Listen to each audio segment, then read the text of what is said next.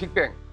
워낙 또 이분들한테 이야기를 좀 많이 들었습니다. 빅뱅이 뭐냐? 아주 그 작은 점에서 팍 하면서 폭발하면서 생겨난 거지 않습니까? 근데 그게 제가 사실 오늘 나온 이유 중에 하나인데요. 예. 많은 여러분들이 오해를 하고 계신 부분이 다들 바로 그렇게 하고 그거거든요. 있는데요? 한 점에서 폭발했다. 네, 거기서 빡. 사실 빅뱅은 시공간의 한 점이 아니라 네. 한 시점을 얘기하는 거지 그 시간에 우주의 모든 곳에서 한 번에 다 폭발이 일어나요. 모든 곳이요? 네. 한 곳이 아니라요? 네. 한 점이 아니라요? 한 점에서 폭발해가지고 지금 생긴 걸로 알고 있었는데 이분이 그렇게 얘기했어요 저한테. 제가요? 네. 제가 그랬다고요? 그렇게 얘기했잖아요. 퍼졌다. 그러니까 이게 콜라 열면은 탄산 터지듯이. 쉽게 설명하려면은 그렇게 얘기할 수밖에 없어요. 그리고 다큐라든지 아니면은 뭐 어떤 표현이라든지 이런 데서 전부 작은 한 점에서 시작이 되었다. 막 나레이션 같은 것도 그렇게 나오면서 네. 밝은 빛이 갑자기 뻥 그렇지. 나오면서 그렇게 빅뱅을 네. 설명을 하고 있잖아요. 이게 아닙니까? 아셨어요? 처음 들었는데. 저도 어디 가서 말할 때 작은 점에서 네. 쫙 늘어났다라고 말을 하고 다녔는데 네. 큰일 났네요. 저도 충격받은 게 방금 말씀하실 때 저는 한 점이 아니라는 것뿐만 아니라 우주의 모든 곳에서 시작됐다라고 표현을 하나요? 네네.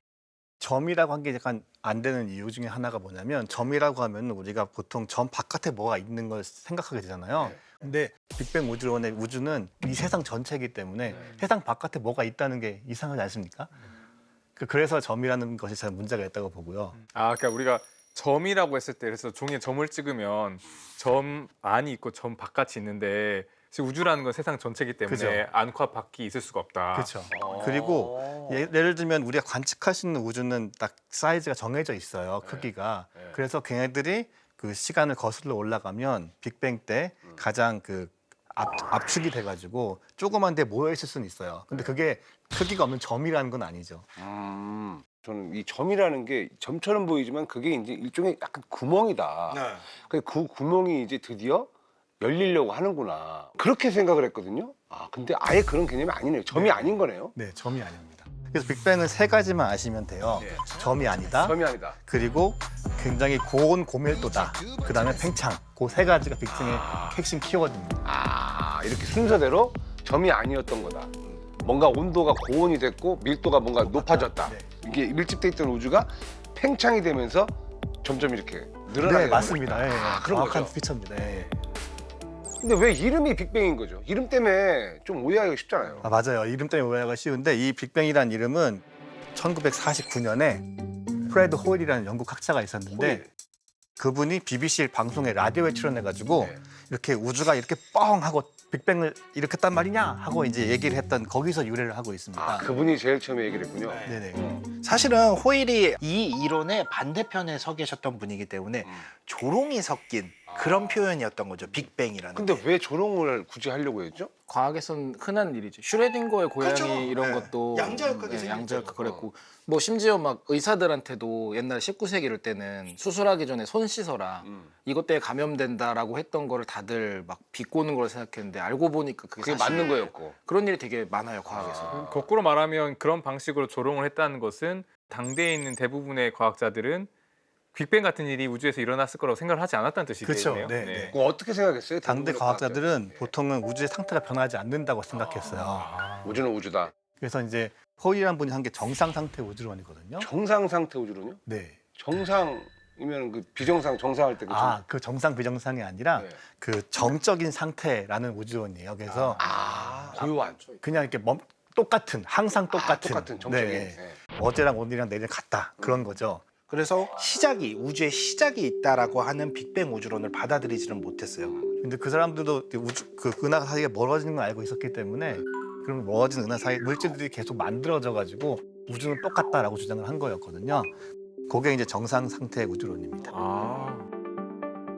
정상 상태 우주론의 어떤 관점에 제가 몰입을 해보자면 우리 세트가 있을 때 세트장 안에 뭐 저희가 들어갔다 나가고 뭐 이렇게 카메라가 들어오고 하지만 세트장이라고 하는 어떤 배경 자체는 그대로 있잖아요. 그러니까 우주 속에서 천체들이 막 움직이고 해가 뜨고 지고 하지만 그 우주 자체가 변하지 않는다고 생각하는 거는 충분히 그럴 법한 생각인 것 같아요. 그러면 과학계에서는 정상 상태 우주론보다 더 많이 알려진 우리 빅뱅 우주론을 인정하게 되고 그런 겁니까? 네. 지금 그 인정하게 된 가장 큰 원인 중에 하나가 우주 배경 복사를 발견하면서부터였거든요. 아, 어렵다. 우주 배경 복사요? 네, 이름이 어렵죠. 예. 우주 배경 복사 말부터 어려운데요. 우주의 배경이라는 건 여기 백그라운드거든요. 모든 곳에 있는 복사는 광자라는 뜻이에요. 그래서 광자. 이 광자가 우주의 모든 공간에 거의 퍼져 있거든요. 그게 어느 방향을 보든지 다 그 빛이 오고 있는 거예요, 우리한테. 근데 빅뱅 이론에서 그 빛이 어디서 온 거냐면요. 빅뱅 후에 38만 년 지난 시점에서 그때 이제 우주 온도가 약 3,000 절대 온도였거든요. 엄청 뜨거웠어요. 근데 그때 만들어진 빛이 우리한테 지금 오고 있는 거라고 보고 있습니다. 38만. 빅뱅 이후에 38만이요? 지금 우리한테 138억 년 전에 만들어진 거죠. 빅뱅 이후에 38만 년. 그러면 약간 이제 신상 빛은 아니고 약간 빈티지 빛이라고 생각. 빈티지비죠. 빈티지 빛이라고 네. 생각하면 되겠 묵은 빛. 네. 예, 묵은 빛. 그럼 여기서 말한 빛이 우리가 볼 수 있는 그 가시광선을 말해요? 아니면 모든 종류의 전자기파를 다 통틀어서? 여기서 광자는 우리가 볼 수 있는 빛은 아니고요. 전자레인지에 있는 밀리미터 파장대의 빛들이거든요. 그 빛들이 우주 전체를 채우고 있어요. 지금은 우리 다 디지털 TV를 쓰니까. 근데 옛날에 아날로그 TV 틀면은 방송 안 하고 있을 때 딱 틀면은 막 하얀 노이즈 같은 거 나오잖아요. 네. 그 하얀 노이즈 안에도 우주에서 오는 마이크로파 배경, 우주 배경 복사라고 그래서 하는데 웨이브가 친다고요? 조금은 섞여 있어요. 아 정말요? 정말로 섞여 있어요. 왜 라디오도 그 안 나오는 네. 그 주파수 돌리면은 맞아. 씩하고 어, 나가다 거기에도 섞여 있어요. 그 시시거리는 거 울렁거림이라든가 이런 거는 별거 아니라고 저는 항상 생각을 했는데 그게 이제 그 복사하고 상관이 있다라는 거는 저도 좀 되게 놀랍네요. 그걸 이제 발견하신 분들이 펜지아즈란 윌슨이라는 분인데 그분들이 노벨상을 그걸로 받으셨습니다. 뭐 어떻게 발견했죠, 그걸? 그분들은 원래 다른 걸 관측하려고 했는데 계속 그 라디오 안테나에 3도짜리가 잡히는 거예요. 그래가지고 이게 노이즈인가 하고 막 별짓을 다 했대요. 뭐냐면 새 중지 같은 거 있어가지고 그것도 막 치우고 다 해봤는데 어떤 방법으로도 없앨 수가 없었다는 거예요. 그래서 이제 그분들이 벨랩이라는 곳에 있었는데 근처에 프린스턴 대학교에 가서 이제 얘기해봤더니 그때 이제 우주론 학자들은 그거를 빅뱅 우주론에서 이게 나와야 한다는 걸 알고 있었거든요. 니들이 본 게 바로 그거다라고 해서 이제 그렇게 발견하게 된 거예요. 이게 사실 그 큰 증거가 된 이유는 이게 사실 빅뱅 이론에서 예측을 한 거기 때문에 그래요. 예측. 예. 그 전에 이제 가모프라는 분이 있었거든요. 그분이 어떤 예측을 했냐면 빅뱅 시오리에서 이런 복사선이 있어야 한다라는 거를 발견되기 훨씬 전에 예측을 했어요. 그 당시 예측한 5도였는데 5도짜리 복사가 우주 배경에 있다. 근데 그걸 바로 본 거였거든요. 그래서 예측을 한 다음에 그것을 실증하는 그것이 이제 그 스토리가 되는 것이죠. 5도라는 게 절대온도 네, 절대온도. 켈빈이죠. 네. 우리가 아는 그 5도가 아니라서. 네네. 그게 3도거든요. 절대 온도 3도라서 굉장히 차가운 복사인데 지금 옛날에 빅뱅 때 만들어졌던 그 열이 식어가지고 점점 우리한테 오고 있는 거예요. 그럼 옛날에 나온 그 빛을 지금도 확인이 가능한 겁니까? 네네. 우주배경 복사는 저희가 관측을 하고 있거든요. 네. 지금 여기 그 그림을 보시면 1989년도에 나사에서 쏜 코비라는 의상에서 관측한 우주 배경 복사예요. 근데 요거를 사람들이 뭐라고 얘기하냐면 네. 우주의 아기 사진이라 그러거든요. 아기 사진. 네. 우주 나이가 138억 년인데 그거를 100살이라고 보면 요거 딱 우주가 태어난 다음에 하루 뒤에 찍은 사진이 바로 이 사진이에요. 그래가지고 파란 부분이 뭐냐면 주위보다 약간 차가운 부분, 네. 빨간 부분이 주위보다 약간 높은 부분. 몇 도일까요? 근데 기준이. 이게 10만 분의 1 정도 켈빈이에요. 뭔 말이죠? 그러니까 10만 분의 1도 정도 차이가 나는 거예요.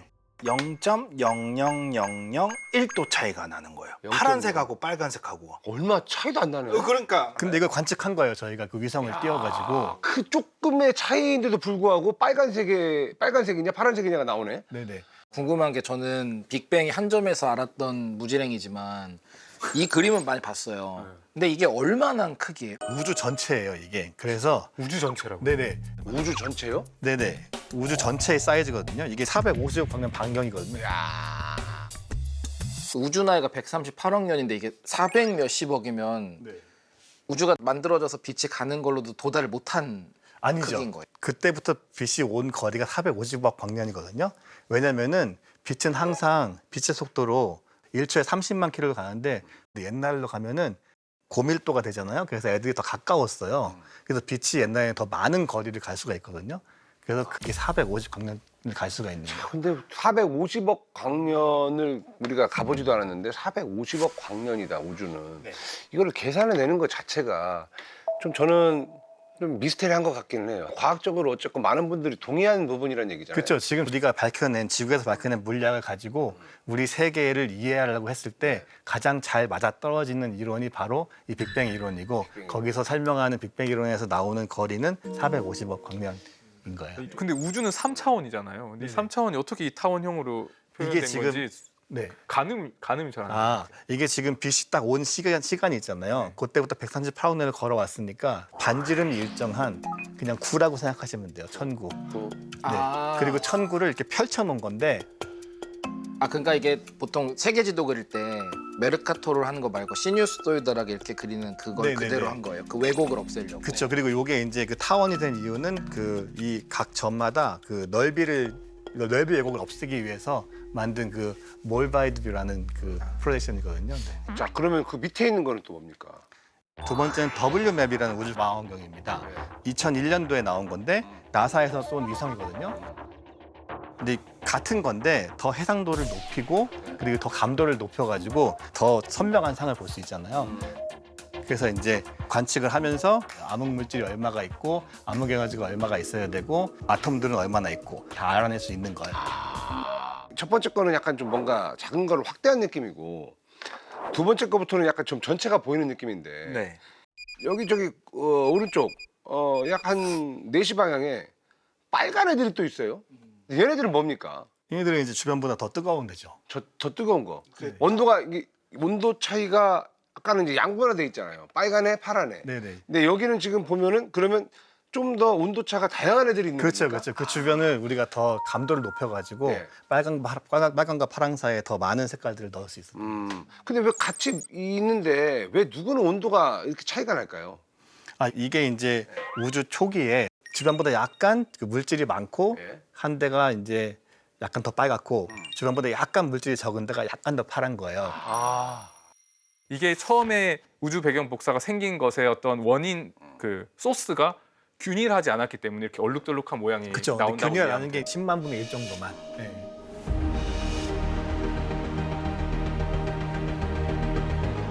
근데 그 당시에는 그 차이가 얼마 안 났거든요.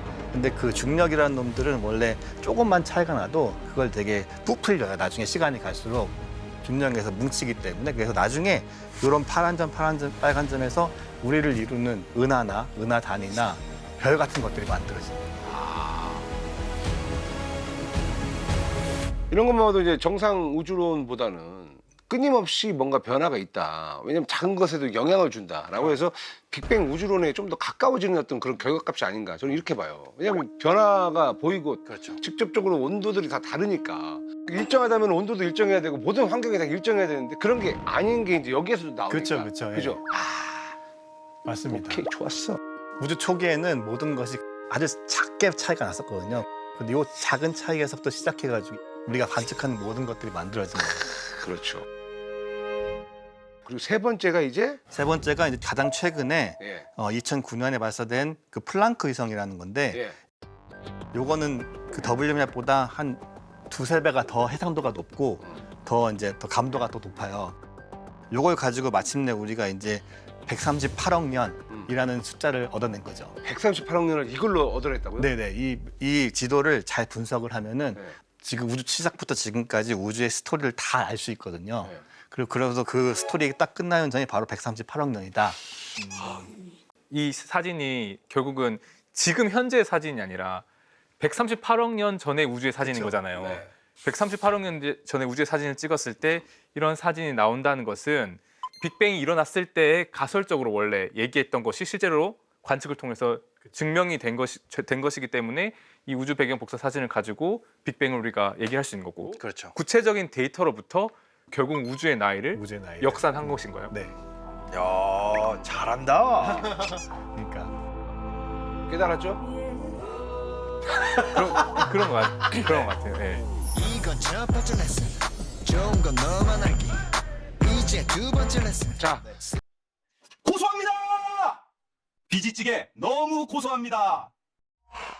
그럼 이제 우주가 시작되는 순간으로 한번 가보도록 하겠습니다. 자, 우주가 탄생할 때 어떤 상태였을까요? 이대한 교수님. 저요? 예. 아니 왜냐면 우리 둘이 추측을 한번 해보자고요. 우리 우주 전문가가 아니니까. 우주가 딱 탄생할 때 어떤 상태였을까요? 막 뭔가 진짜 막 그런 플라즈마 막 이런 것들이 막 이글거리고 막 난리가 났을 것 같은 그런. 그러니까 고요해 보였지만 우리 눈에는 안 보이는 막 끓고 있으니 있지 않았을까. 자, 이제 팩트를 네. 말씀해 주시죠. 아까 제가 처음에 말씀드렸을 때 빅뱅 우주는 딱 세 가지라고 했잖아요. 네. 그 중에 두 번째인데 고온, 고밀도예요. 고온 고밀도. 네네. 우리가 우주의 시작에 대해서 알고 싶으면 팽창을 하고 있는 걸 거꾸로 돌리면 되잖아요. 네. 그러면 이제 수축을 하는 건데 시간 거꾸로 돌리면 그러면서 밀도가 높아지면서 온도가 높아지고 그래서 엄청난 고밀도가 되거든요. 그래서 빅뱅 직후에 우리가 보통 얘기하는 플랑크 시간에는 우주의 밀도가 아주 높았는데요. 물의 밀도가 1이라고 하면 우리가 알고 있는 그 가장 고밀한 물체인 중성자별의 밀도가 10의 17승배거든요. 아.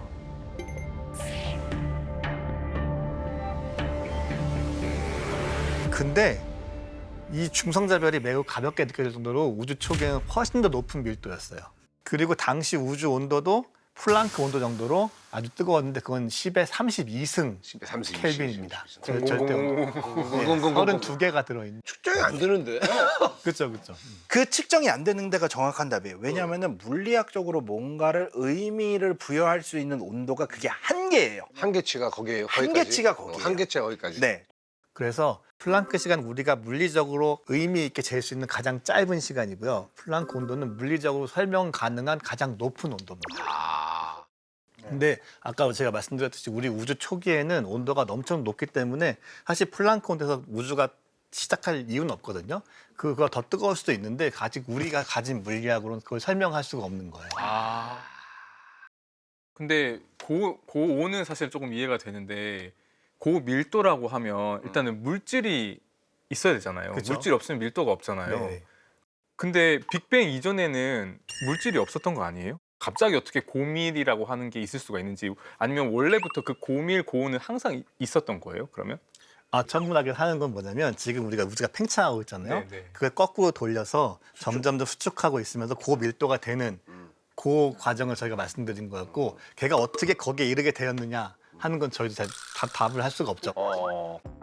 우리가 이렇게 지금 우주가 구성되어 있는 거는 팽창이 되었다라는 게 누가 봐도 맞으니까 그걸 반대로 이제 끌고 어떻게 팽창이 됐는지를 이제 말씀을 하시는 거잖아요. 그렇죠, 그렇죠. 아. 제가 빅뱅 이론을 오해해 왔다고 생각이 드는 게 저는 빅뱅 이론이라고 생각하면 그 상태가 시작된 없던 전부터 그러니까 고온, 고밀조차도 없었던 것에서 이게 만들어지는 게 빅뱅의 시작이라고 생각했는데 사실은 빅뱅은 고밀, 네. 고온 상태의 그 무엇인가에서부터 팽창하는 그렇죠, 그렇죠. 네, 맞습니다. 왜 여기가 고온 고밀이었는지는 이제 이분들은 얘기 못 해요. 아, 그렇죠. 왜냐면 아직 그 이론이 없어요. 우리가. 없어요. 그러니까 빅뱅 이전은 뭐야? 그러면 할 말 없다는 거예요. 그래서 우리 기차 이름이 딱 맞네요. 빅뱅 138이라고 하는 게 사실은 우주의 나이가 138억 년이라기보다는 정확하게 표현하면 빅뱅 후 138억 년. 관측이 그렇죠. 거기까지 네, 됐어요. 그렇지, 그렇죠. 정확한 표현이에요. 네, 근데 맞습니다. 보통은 이제 빅뱅을 우주의 탄생이라고 표현해버리니까 저 같은 이 우주론에서 일반인에게는 그런 이미지가 있었다. 그러니까 엄밀히 말하면은 우주의 탄생이라는 말 자체가 존재를 하면 안 되는 거죠. 빅뱅 후라는 말이 정확한 우주는 원래부터 있었을 수도 있다라는 거지. 그럴 수도 있죠. 네. 자, 그러면 이제 빅뱅 후에 플랑크 시간까지 이제 알아왔거든요.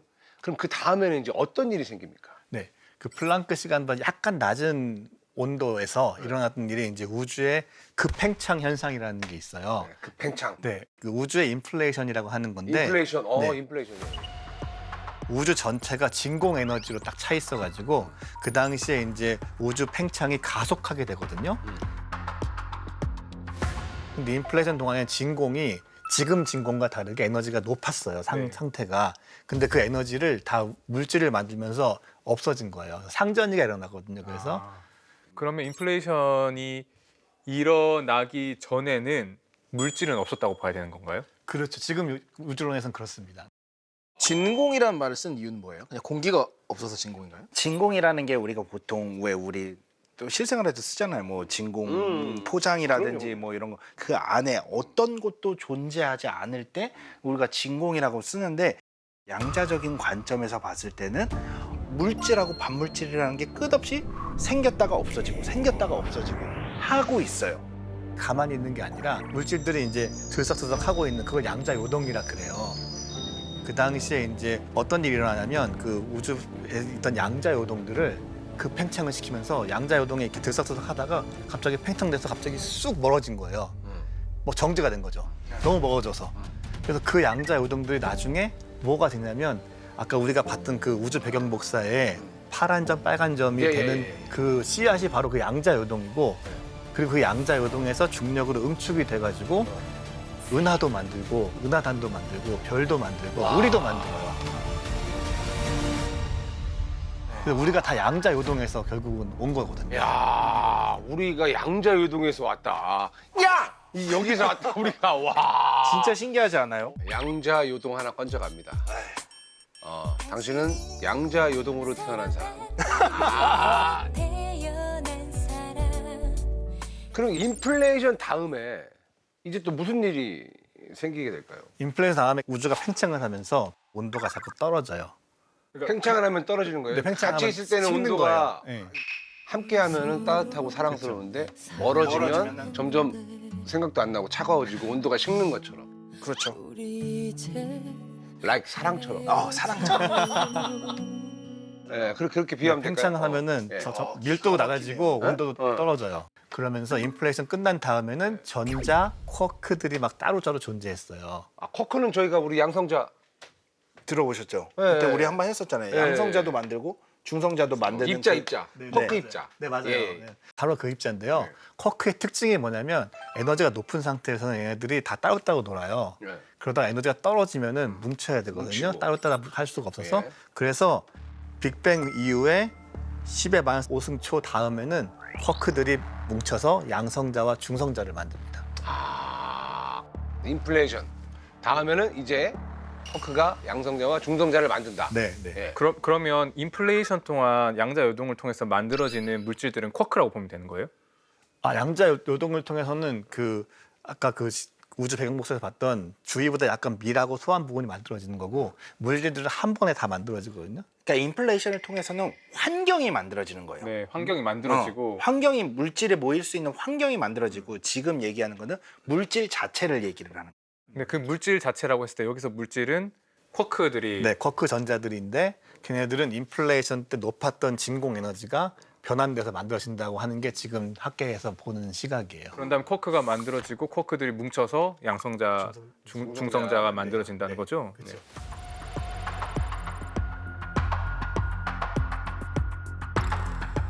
그 다음에 조금 더 식으면은 우주의 온도가 한 10억 도 정도 되거든요. 그때가 뭐가 일어나냐면 양성자랑 중성자랑 합쳐서 헬륨 원자 핵을 만들어요. 그러니까 식어서 10억도예요. 10억도 손 대봤어요? 아니 10억도는 상상도 아니. 온도는 또 어떻게 체크하지? 그게 어떻게 하냐면은 네. 바로 헬륨 안에 양성자랑 중성자의 결합 에너지가 네. 그 정도가 돼요. 우주가 그거보다 뜨거우면은 우주에 있는 다른 입자들이 그 결합한 거 다 깨버릴 수가 있거든요. 그래서 충분히 식을 때까지 기다려야 돼요. 그 양성자 중성자를 보고 그때 그 상황의 온도를 우주의 그렇죠. 온도를 아는 거군요. 그렇죠, 그렇죠. 10억도요? 네, 10억도. 아, 이것도 그럼 계산을 통해 이 온도가 돼야 되니까 이때가 그때다라고 거꾸로 또 가서 그렇죠. 우리가 그 결합 에너지는 알고 있으니까 이 결합 에너지를 부실 만한 충분한 에너지가 있으려면 10억도가 돼야 된다. 거꾸로 가야 되는구나. 무조건 거꾸로예요. 예, 무조건 거꾸로. 그 다음엔 사실 우주에 있는 게 되게 간단하게 양성자, 헬륨 원자, 전자예요. 그리고 광자들. 황자. 걔네들이 다 섞여가지고 아까 말씀하신 플라즈마 상태로 계속 있는 거거든요. 네. 근데 플라즈마 상태는 뭐냐면 광자가 계속 거기 속박이 돼가지고 네. 어디 멀리 못 가고 계속 산란을 하고 있는 거예요. 네. 충돌을 하고 있는 거야. 빛들이 항상 전자랑 이렇게 상호작용을 하면서 몇 센치 못 갔어요. 네. 툭 나가려면 부딪히고 툭 나가려면 부딪히고 그래가지고 안개에 있는 것처럼 그냥 투명한 상태였거든요. 근데 그러다가 점점 식어가면서 38만 년이 딱 되면 그때 전자들이 이제 수소 핵에 잡혀가지고 수소 원자가 돼요. 네. 그러면서 전자들이 이제 더 이상 따로따로 있지 않고 속박돼 있으니까 빛이 이제 부딪힐 전자가 없는 거죠. 그래서 딱 직진을 하는 거야 그때부터. 그게 이제 우리가 관측한 우주 배경 복사가 되는.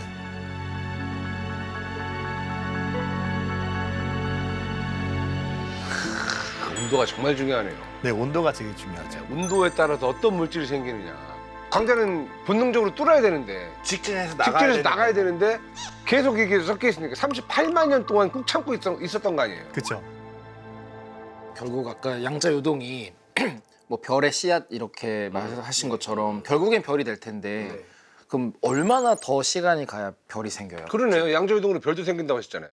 별은 빅뱅 이후 한 1억 년에서 한 4억 년쯤에 생겨요. 좀 많이 가야 되네. 네, 많이 가야 돼요. 3,4만 년보다. 왜냐하면 아까 그게 10만 분의 1 정도로 굉장히 작은 요동이었잖아요. 그 요동들이 중력으로 뭉쳐가지고 그 별 같은 게 되려면 시간이 필요해요. 그래서 1억 년 전에 시간을 갖고 하면은 별이 생기는데 그때 우주의 온도가 50 절대 온도에서 100 절대 온도 정도가 됐을 거예요.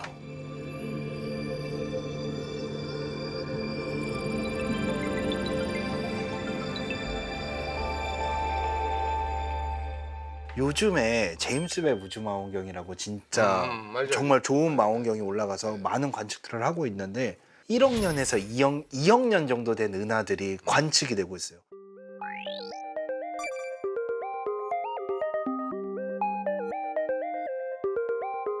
은하를 이루는데도 시간이 오래 걸리거든요. 그러면은 별은 더 빨리 생겨야 되는 거잖아요. 사실은 상식적으로. 맞아요. 지금 제가 말씀 1억에서 4억 년이라는 거는 컴퓨터 시뮬레이션을 가지고 그 우주 배경 복사를 초기 조건으로 해서 이제 우리가 별이 만들어지고 은하가 만들어지는 과정을 시뮬레이션을 하거든요. 지금 사람들이 하는 얘기는 제임스 웹 지금 새로 최신 관측 결과를 맞추려면 우리가 시뮬레이션을 다시 해야 한다. 이론을 수정해야 한다는 말을 하고 있습니다. 그러니까 기술이 발전하면 그만큼 또 수정을 좀 해야 될 상황들이 생기는 맞아요. 거죠. 네. 1억 년 후에 별이 생겼다. 그럼 사실 태양계는 보통 한 뭐 45억 년 뭐 이 정도 나이라고 하잖아요. 그리고 한 또 45억 년 좀 더 지나면은 뭐 태양도 죽을 거다 막 이런 말도 있고. 그럼 최초에 생긴 별은 거의 130억 년 이상을 산 건데 얘네는 아직 안 죽고 살아있나요? 아, 그것이 아니라 최초 생긴 별은 우리가 지금 만들어진 별보다 더 크고 무거울 거라고 생각하고 있어요. 그래서 컴퓨터 아까 제가 말씀드린 시뮬레이션 결과를 보면 보통 지금 태양 질량의 100배 아니면 1000배 정도 되는 큰 별들이 생기거든요. 뭉쳐가지고 이제 막 별이 막 생기니까. 그 이유는 뭐냐면 초기 우주 환경에는 그 아까 얘기했듯이 헬륨이랑 수소밖에 없잖아요. 그래서 그 별들이 만들어지는데 온도가 낮아질 수가 없어가지고 더 큰 거밖에 못 만들어요. 이 온도랑 관련이 되거든요. 큰 별들의 특징은 뭐냐면 빛을 굉장히 많이 내요. 그래서 빨리 죽어요. 네. 그래서 금방 죽고 그때 블랙홀을 만들 것이다 라고 생각을 하고 있어요. 아, 별은 죽고 블랙홀을 만든 네. 거다. 그럼 초기에 어마어마한 블랙홀들이 많이 생겼겠네요. 그렇겠죠. 예. 그럼 걔네들은 아직까지 남아 있는 그쵸. 거 아니에요? 그 초기에 만들어진 그 블랙홀들이 아마도 초기 은하 형성의 핵이 됐을 수도 있을 거라는 이론들이 있어요. 교수님, 그 수소, 헬륨에 뭐 다른 원소들 같은 거 있잖아요. 이거 언제 어떻게 생기는 건지. 사실 생기는 거는 저도 시기상으로는 모르겠어요. 왜냐하면 행성마다 우리 생각에는 태양이 핵융합을 해서 막 수소 핵융합으로 헬륨을 만들고 점점점 무거운 걸 만들어서 철까지 만들고 있을 거다라고 오해를 많이 하는데 태양 수준의 별은 철을 못 만들어요. 너무 약한 녀석이라. 적어도 2배 이상은 커야 그나마 이제 철을 만든 사이클에 갈까 말까 해서 그래서 이제 아주 큰 초기 행성들이 만드는데 문제는 철까지밖에 못 만들어요. 철까지밖에 못. 핵을 합치는 것만으로는. 그 다음엔 이제 이게 터지거나 더 큰 반응들이 생겨야 우리가 알고 있는 금이라든지 이런 중금속들이 생길 수가 있어서 사실 별이 생긴 이후에도 굉장히 많은 시간이 지나야 우리가 알고 있는 금속들이 쭉 생겼을 거고 초기에는 뭐 수소, 헬륨 그리고 약간의 리튬 정도라고. 리튬도 왜 생겼나 아직도 몰라요. 보통 초신성 폭발 때 그런 여러 가지 원소들이 만들어지는 거 아닌가요? 그러니까 초신성 폭발 때 방금 장홍재 교수님이 말씀하신 여러 가지 원소들이 나오죠. 근데 철까지밖에 안 돼요. 왜냐면은 초신성 폭발했어도 네네네. 왜냐면은 에너지를 합쳐서 다음 원소를 만든다고 할 때 핵융합을 해서 만들어서 에너지가 나오고 핵융합해서 에너지가 나오고 그래야 되는데 철이 만들어지는 순간에는 에너지가 나오는 게 아니라 에너지를 흡수해버려요. 그래서 내폭이라는 게 일어나요. 폭발이 거꾸로 안으로 일어나는 거죠. 그래서 철까지밖에 나올 수가 없는 거고 아까 말씀해주신 금이라든지 이런 것들은 이제 이 후세대의 큰 별들이 죽고 나면은 초신성을 일으키고 나면 중성자별이라는 게 있어요. 그 중성자별들이 서로 충돌을 하게 되면은 더 강력한 에너지가 나오거든요. 그때 금이라든지 아니면은 더 우리가 알고 있는 희귀한 금속들이 그때 만들어지는 거예요. 빅뱅 이후에 어쨌건 그 온도가 물질을 만들고 온도로 인해 가지고 점점 뭔가 별도 만들어지고 은하도 만들어지고 한다는 게 정말 신기한 것 같아요. 맞아요. 그러니까 뜨거운 온도에서 점점 식어가면서 오히려 더 많은 것들이 생기게 되고 다채로워지는구나 라는 생각이 들었어요. 그러면 그 온도와 관련해서 굉장히 뜨거울 때 에너지가 물질이라고 하는 에너지 한 형태로 되는 전환이 일어났다는 거잖아요. 근데 그건 뜨거울 때만 일어나니까 지금은 그러면 거의 안 일어난다고 봐야 되는 그쵸, 건가요, 우주에서? 다 어느 정도는 이제 구성이 됐다. 그럼 끝났다. 우주를 이루는 우리가 소위 말하는 물질, 그러니까 원소들은 바뀌지만 물질이라고 하는 거는 대부분 그 빅뱅 직후에 그렇죠.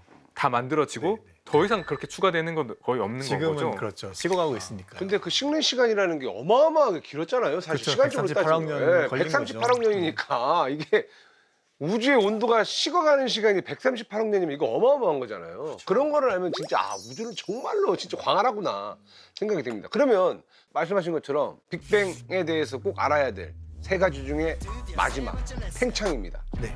처음에 팽창을 시작한 이후로 138억 년가 계속 팽창하고 있어요. 계속요? 네. 그러니까 우주가 생긴 뒤로 지금 계속 팽창하고 있습니다. 네, 팽창하고 있어서 지금까지 한 1000배 정도 팽창을 했어요. 1000배요. 네. 앞으로도 팽창을 계속 할까요? 그렇죠. 팽창을 계속 할 거라고 예측하고 있습니다. 그러면 그 어떤 미는 에너지가 계속 뒤에서 남아있기 때문에 계속 밀어대는 힘이 있으니까 팽창이 되는 건가요? 팽창은 그러니까 어떻게 보면 초기 조건이라고 보는 건데 이게 팽창도 에너지가 네, 있어야 될거 아니에요? 그렇죠. 네, 초기에 그냥 딱 떨어뜨려 놓은 거예요. 그게 계속 팽창을 하고 있는 거죠. 그 그럼 그게 에너지. 파도처럼 계속 흩어지는 건가요? 이게 뭔가 처음에 맨 처음에 시작의 빅뱅의 순간에 우리가 아까 인플레이션이라고 네, 했잖아요. 인플레이션. 지금도 그 관성처럼 계속 커지고 있다. 계속 팽창하고 있다라고 보시면 돼요. 제일 많이 들은 예가 뭐냐면 풍선에 이렇게 점을 이렇게 찍어 놓고 이렇게 풍선을 부는 거거든요. 예. 그러면은 각각의 점들이 서로에 대해 계속 멀어지고 있잖아요. 그러면 이제 더 멀리 떨어진 점들은 더 빨리 멀어지고 그게 이제 팽창을 설명하는 주로 모양인데 거기서 중요한 한 가지가 뭐냐면 이 풍선에다가 잉크로 이렇게 점을 그리면 안 돼요. 그러면은 풍선을 불면 그 잉크가 점점 더 커지죠. 커질 거 아니에요. 네. 그게 아니거든요. 팽창을 해도 우리 은하는 팽창하지 않아요. 은하 사이의 거리만 팽창을 하는 거지. 팽창이 돼도 우리는 못 느끼겠네요.